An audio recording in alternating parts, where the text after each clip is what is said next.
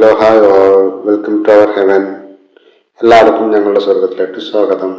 ഇന്ന് ഞാൻ നിങ്ങളെ പരിചയപ്പെടുത്താൻ പോകുന്നത് ഞങ്ങളുടെ നാട്ടിലെ ഒരു കുഞ്ഞൻ അമ്പലത്തിനെ കുറിച്ചാണ്. ഇതാണ് ഞങ്ങളുടെ നാട്ടിലെ മുത്തശ്ശിക്കാവും, അവിടെ സ്വയംഭൂവായ മുത്തശ്ശി അമ്മയും. സ്വയംഭൂ എന്ന് വെച്ചാൽ സ്വയം ആരും പ്രതിഷ്ഠിക്കാതെ സ്വയം പൂജാതയായ എന്നർത്ഥം വരുന്നതാണ് സ്വയംഭൂ. സ്വയംഭൂ എന്നാണ് ഇവിടെ പറഞ്ഞ് ഞാൻ കേട്ടിട്ടുള്ളത്. അതിനെക്കുറിച്ച് കൂടുതലൊന്നും അറിയില്ല. എൻ്റെ ചെറുപ്പം മുതൽ പറഞ്ഞു കേട്ടിട്ടുള്ളത് സ്വയം പൂജാതിയായ ദേവി എന്നാണ് പറഞ്ഞു കേട്ടിട്ടുള്ളത്.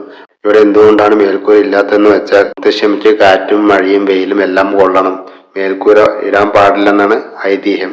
അതുകൊണ്ടാണ് ഒരു മേൽക്കൂര പോലും പണിയാതിരിക്കുന്നത്. പിന്നെ ഇവിടുത്തെ പ്രത്യേകത എന്ന് വെച്ചാൽ ഇവിടെ പ്രത്യേക ഒരു പൂജാരിയോ പ്രത്യേക ഒരു പൂജാവിധിയോ പൂജാ സമയമോ അങ്ങനെ ഒന്നുമില്ല. ആർക്കും എപ്പോൾ വേണമെങ്കിലും വന്ന് പൂജിക്കാം, അറിയുന്ന പോലെ. നമുക്ക് എങ്ങനെയാണോ അറിയുന്ന ആ രീതിയിൽ നമുക്ക് പൂജിക്കാം, പ്രാർത്ഥിക്കാം.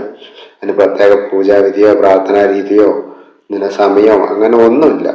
പിന്നെ ആകെ ഇവിടെ വർഷത്തിൽ 2 പ്രാവശ്യം മാത്രമേ ഇവിടെ പ്രത്യേക പൂജാവിധികളും പൂജാരിയും ഒക്കെ വരത്തുള്ളൂ. ഒന്ന്, ഞങ്ങളുടെ നാട്ടിലെ എന്ത് കാര്യത്തിനും ആദ്യം തുടക്കം കുറിക്കുന്ന ഇവിടെ നിന്നാണ്.